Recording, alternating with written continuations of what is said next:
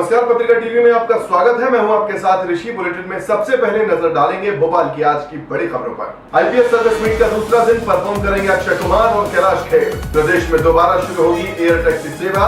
इंदौर से भोपाल होते हुए शुरू होगी सर्विस। भोपाल में कम हुआ लोक अदालत का क्रेज। शनिवार को ना के बराबर पहुंचे लोग। नारियल खेड़ा में 40 दमकलों ने 12 घंटे में पाया आग पर काबू। लाखों का माल खा।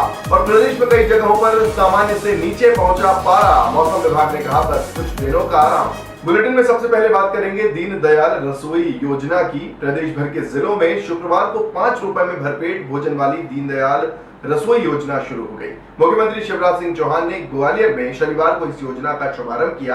आपको बता दें कि राजधानी भोपाल में इससे पहले महापौर आलोक शर्मा इस योजना की शुरुआत कर चुके हैं। इस दौरान मुख्यमंत्री शिवराज सिंह चौहान ने कहा कि आपने साइकिल रिक्शा चलाने वालों को देखा होगा, वे 3 लोगों को बिठाकर ले जाते हैं, आदमी आदमी को खींचे।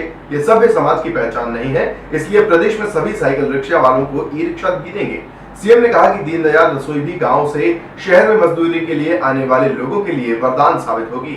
गरीब मजदूर यहां 5 रुपए में भरपेट खाना खा सकेगा।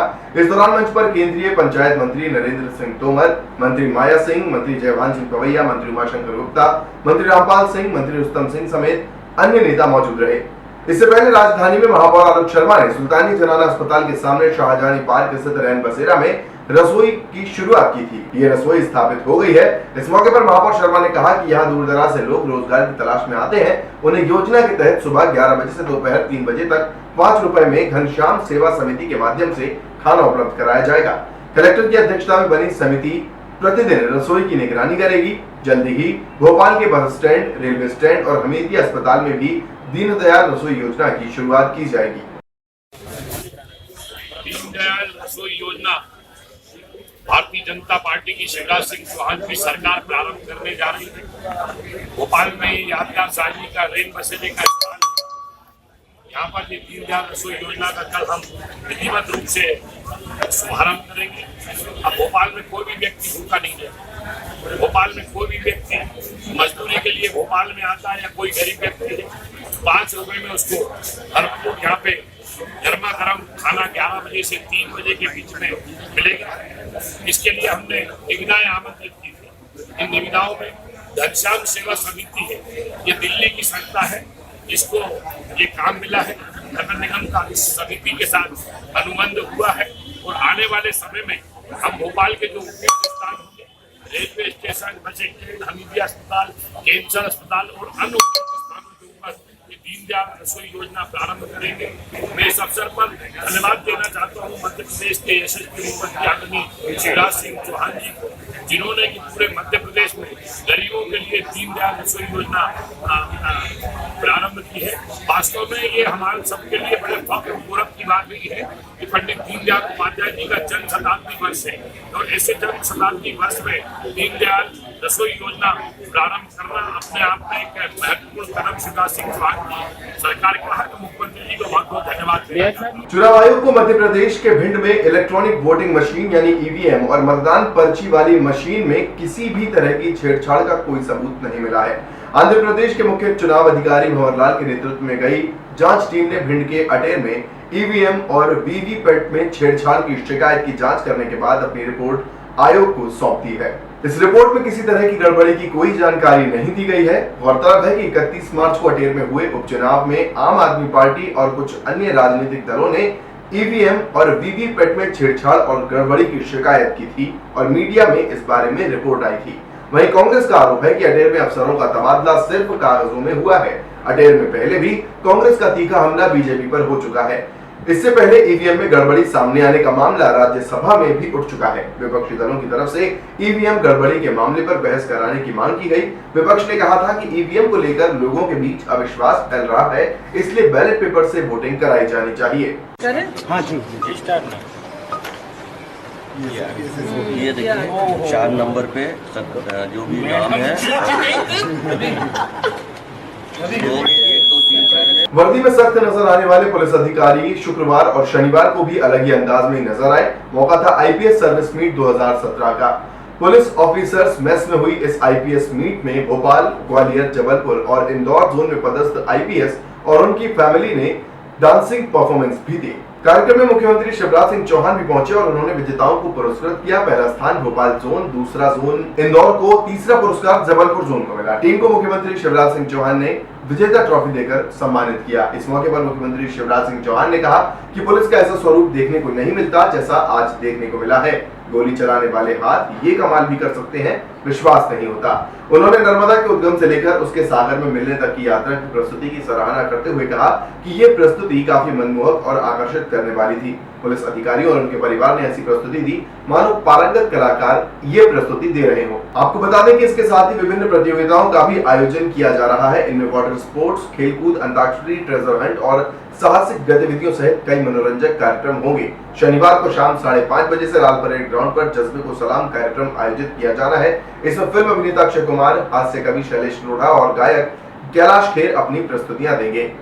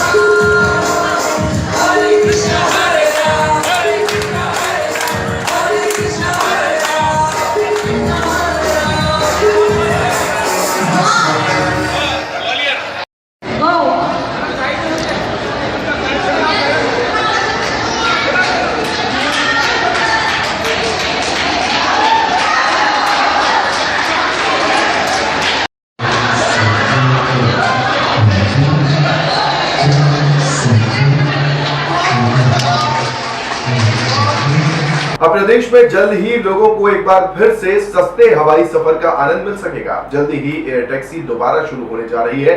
जानकारी के अनुसार इंदौर से भोपाल होते हुए एयर टैक्सी संचालित करने की योजना है।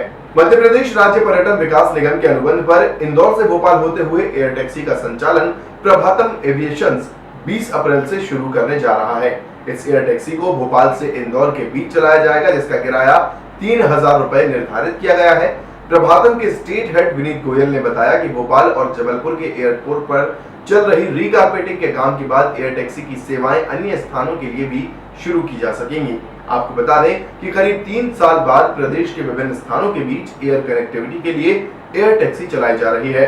इसके पहले वेंचुरा द्वारा एयर टैक्सी के संचालन को किया जाता था, लेकिन उसका अनुबंध पूरा होने के बाद अब फिर से ये शुरुआत की जा रही है। कंपनी ने फिलहाल इंदौर में अपना बेस स्टेशन बनाया है, साथ ही टिकट की बुकिंग भी शुरू हो गई है। 9 सीटर एयरक्राफ्ट के जरिए एयर टैक्सी की शुरुआत कंपनी करने जा रही है। भोपाल के लोगों में अब लोक अदालत का क्रेज ज्यादा नहीं रहा। शनिवार को हुई लोक अदालत में बहुत कम लोग पहुंचे। पारिवारिक और क्लेम न्यायालय में भी बहुत कम लोग पहुंचे। यह खबर ऐसे मौके पर आ रही है जबकि प्रदेश में नेशनल लोक अदालत भी शुरू हो चुकी है। दरअसल लोक अदालतों की लोकप्रियता शायद कम होती जा रही है। वैसे तो लोक अदालतों द्वारा मुकदमों का निपटारा करने के लिए तमाम फायदे होते हैं, जिनमें वकील पर खर्चा न होना, कोर्ट फीस नहीं लगने जैसे फायदे हैं। इसके अलावा पुराने मुकदमे की कोर्ट फीस भी वापस हो जाती है, किसी पक्ष को सजा नहीं होती, मामले को बातचीत द्वारा सफाई से हल कर लिया जाता है, मुआवजा और हर्जाना तुरंत मिल जाता है, मामले का निपटारा भी तुरंत हो जाता है और सभी को आसानी से न्याय मिल जाता है। फैसला अंतिम होता है और फैसले के विरुद्ध कहीं अपील नहीं होती। ये तमाम फायदे लोक अदालतों के जरिए मिलते हैं, लेकिन जिला अदालत और बैरसिया तहसील न्यायालय में लोक अदालत के लिए कुल 57 खंडपीठों का गठन किया गया है, जिसमें आपराधिक, सिविल, मोटर दुर्घटना दावे, चेक बाउंस, प्री लिटिगेशन, विद्युत अधिनियम, यातायात अधिनियम संबंधी लगभग 14,000 प्रकरण सुनवाई के लिए रखे गए हैं। इसके अलावा कुटुंब न्यायालय, श्रम न्यायालय, उपभोक्ता न्यायालय, राजस्व न्यायालय, नगर निगम व अन्य शासकीय विभागों में भी पक्षकारों को विशेष छूट प्रदान कर आपसी समझौते के माध्यम से प्रकरण निपटाए जाएंगे। जिला न्यायाधीश शैलेंद्र शुक्ला ने राष्ट्रीय लोक अदालत में अधिक से अधिक संख्या में पक्षकारों को आपसी समझौते के माध्यम से अपने प्रकरणों के निपटारे कराने की अपील की है। एक तरफ जहां राष्ट्रीय लोक अदालत की शुरुआत मध्य प्रदेश की राजधानी भोपाल में हो चुकी है, वहीं दूसरी ओर शनिवार को जब लोक अदालत में कम लोग पहुंचे तो यही माना जा रहा है कि कहीं ना कहीं लोक अदालत के प्रति भोपाल के लोगों का क्रेज कम हो चुका है।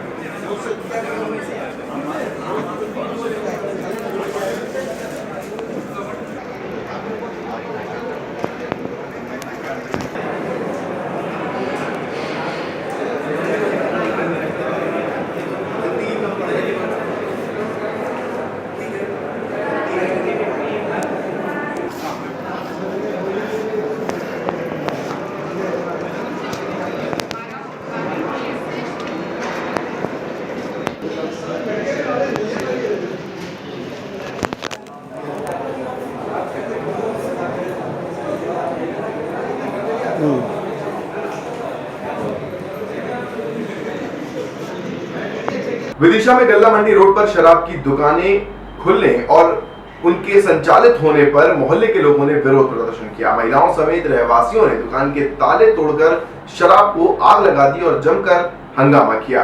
इस दौरान चक्का जाम भी देखने को मिला। बाद में शनिवार की सुबह नेशनल हाईवे 86 के ईदगाह चौराहे पर शराब दुकान के विरोध में लोगों ने सड़क जाम कर दी। प्रदेश भर में रिहायशी इलाकों में शराब दुकानों के खिलाफ जनता का सब्र टूटने लगा है। राजधानी भोपाल के कई इलाकों में भी महिलाएं शराबबंदी के समर्थन में उतर आई हैं। कई जगहों पर दुकानदारों ने अपने लिए बाउंसर भी रखे हैं। विदिशा की अगर बात करें तो यहाँ गल्ला मंडी रोड पर शराब की दुकान खुलने के बाद लोगों को विरोध के लिए सामने आना पड़ा। महिलाओं समेत रहवासियों ने दुकान के ताले तोड़ दिए और शराब को आग लगा दी।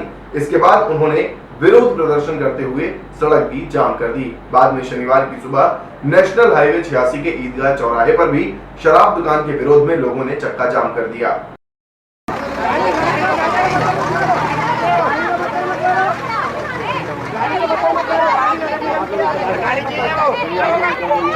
अरे तुम्हारे घर चल जाएंगे तो क्या होगा?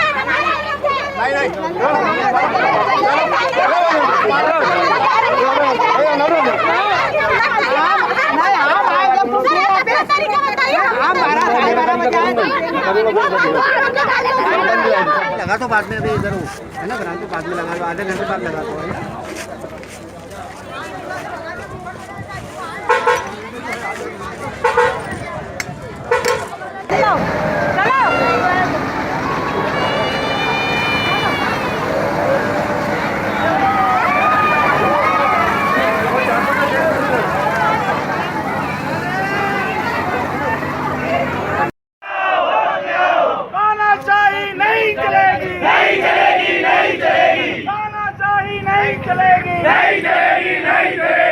ईदगाह के पास शराब दुकान बंद करो, बंद करो, बंद करो।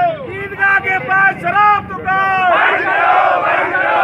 ईदगाह के पास शराब दुकान बंद करो, बंद करो। जिला प्रशासन होश में आओ, होश में आओ, होश में आओ। तानाशाही नहीं चलेगी, नहीं चलेगी, नहीं चलेगी। तानाशाही नहीं चलेगी, नहीं चलेगी। शारदा नगर नाजिरखेड़ा इलाके में रहवासी इलाके में स्थित गोदाम में भीषण आग 12 घंटे तक धधकती रही। शुक्रवार को दिन भर इस इलाके में अफरा तफरी का माहौल रहा।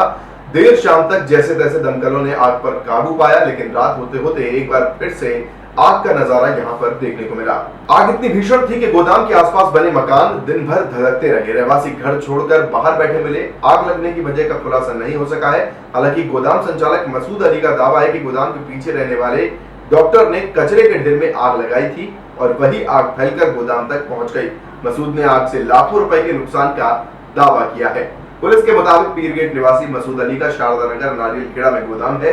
मसूद ने बताया कि गोदाम में बिल्डिंग मटेरियल, पुराने कपड़े, पुरानी जीप, ट्रैक्टर समेत अन्य सामान रखा हुआ था। गुरुवार रात करीब 12:30 बजे उन्हें जानकारी मिली कि गोदाम में आग लग गई है। ऐसे में उन्होंने अपने बेटे सऊद अली को गोदाम भेजा। तब तक आग इतनी भीषण हो चुकी थी कि उस पर काबू नहीं पाया जा सक रहा था। रिहायशी इलाके में गैर कानूनी तरीके से संचालित गोदाम में आग लगने के बाद रहवासियों में भगदड़ मच गई। लोग घरों से अपना कीमती सामान लेकर भाग खड़े हुए। अधिकतर लोग शुक्रवार को अपने घर पहुंचे, लेकिन आग की वजह से गर्म हुए उनके आशियाने अंदर से धधकते रहे। ऐसे में कई लोग फिर से बाहर निकल आए। रहवासियों ने आग का विकराल रूप देखकर घरों में रखे गैस सिलेंडर नालियों में फेंक दिए। रहवासियों को आशंका थी कि आग उनके मकानों तक फैल जाएगी। आपको बता दें कि ऐसे में जबकि सकरी गलियां उस इलाके में थी, दमकलों का वहां तक पहुंचना लगभग नामुमकिन था। तब 1000 फुट पाइप जोड़कर शुक्रवार दोपहर तक आग बुझाने में दमकलें जुटी रहीं। आग पर काबू पा लिया गया था, लेकिन शुक्रवार की शाम एक बार फिर से जब आग की कुछ लपटें दिखाई दी तो दमकल विभाग फिर चौकन्ना हुआ और पूरी तरह से आग पर काबू पाया। फोन आया है, पता ही नहीं चलता।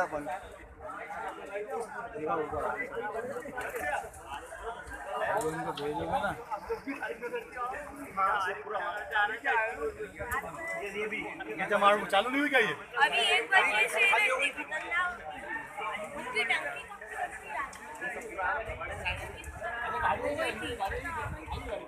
गाड़ी को आधी खड़ी लकड़ी यार। अरे अंदर ही ये चालू करो ना भाई गाड़ी वाली। अरे डब्लू को फोन लगा ना, बोले एक गाड़ी ऐसा क्यों मालूम तो स्टिक उठा ले। भाई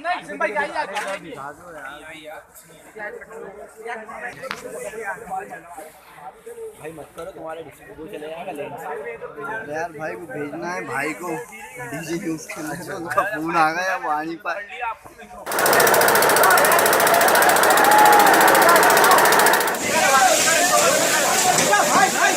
आगे भाई